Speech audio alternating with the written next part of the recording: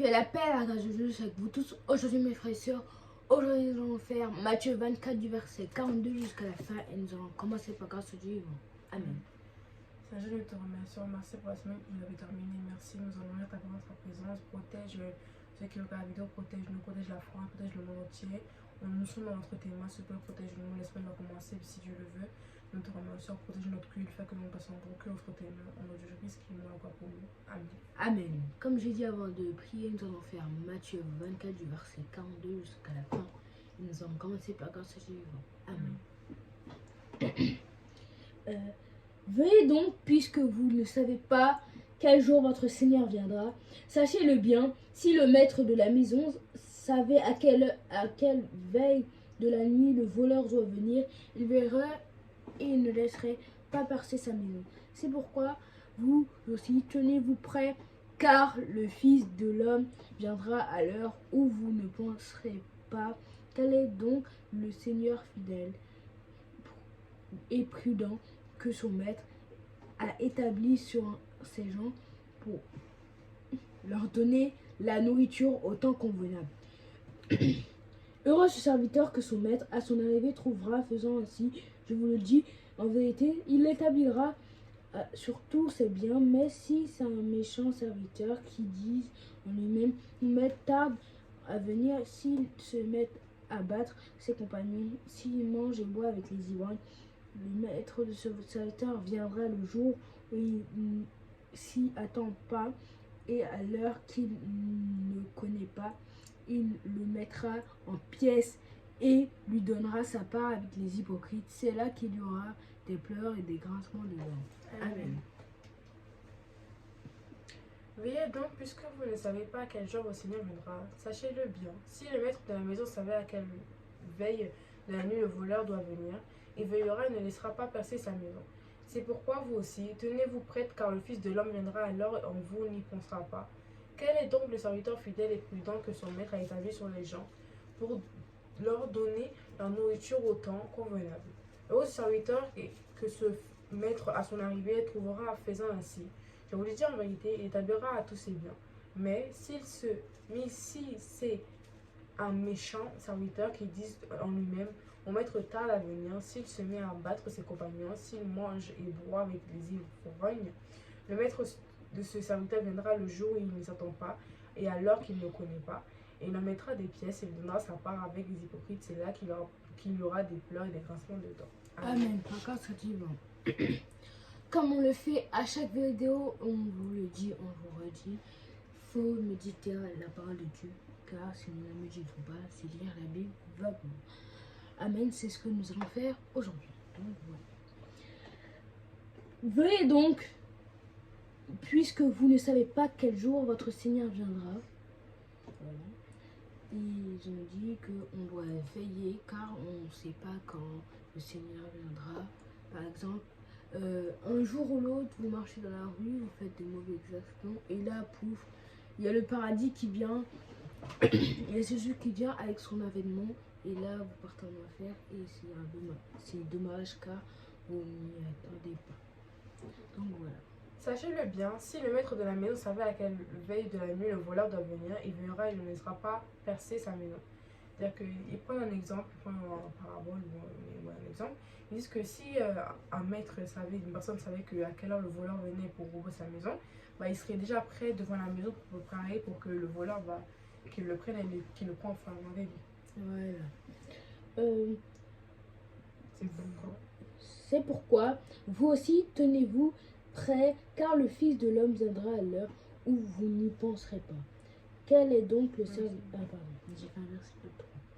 Ils disent que c'est pourquoi on doit se tenir, être prêt, parce que le Fils de l'homme va venir. Et quand il viendra, il n'y aura plus de chance, il n'y aura plus une seconde vie. Il y aura on plus sera pas prêt, on ne saura pas c'est quand. On sera prêt, mais on ne sait pas c'est quand la date et l'heure. Voilà, donc préparez-vous bien. C'est le conseil que nous donne la Bible aujourd'hui. Quel est donc le serviteur fidèle et prudent que son maître a établi sur ces gens qui leur donne la nourriture au temps convenable? C'est-à-dire que c'est qui est le serviteur qui est prudent de son maître, c'est-à-dire qui donne la nourriture, qui fait les règles, qui garde la maison du maître en bien et qui, quand le maître revient, bah, il voit sa maison est parfaite et pour lui, c'est un bon ça. Voilà. Heureux ce serviteur que son maître... Oh, pardon. Je vous le dis... Non, non, c'est heureux. Mais tu viens de le lire. Mm. Pardon.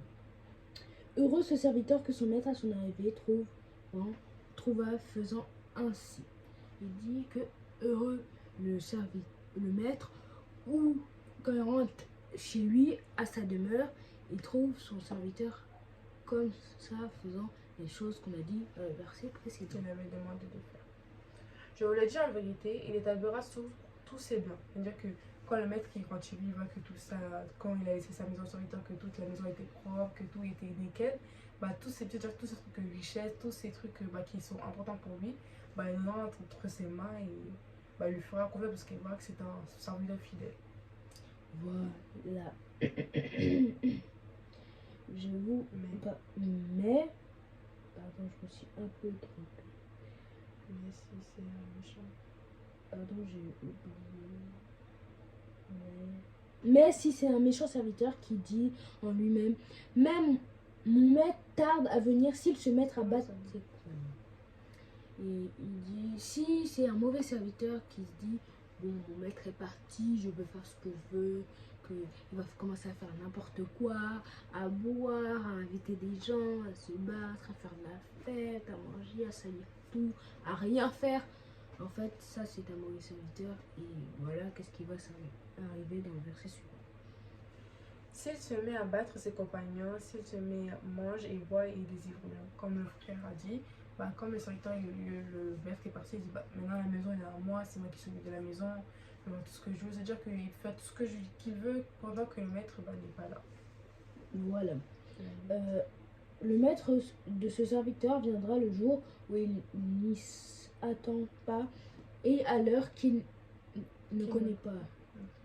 Voilà, et en fait, le maître, il viendra pile poil au moment où c'est catastrophique. Il n'y a rien qui est fait, il y a des gens, c'est sale, tout est en bordel. Le maître va la maison, elle n'est pas très nickel, elle est horrible. Le maître va péter un câble. Tu engages quelqu'un pour faire le ménage chez toi, pour ranger, pour garder chez toi.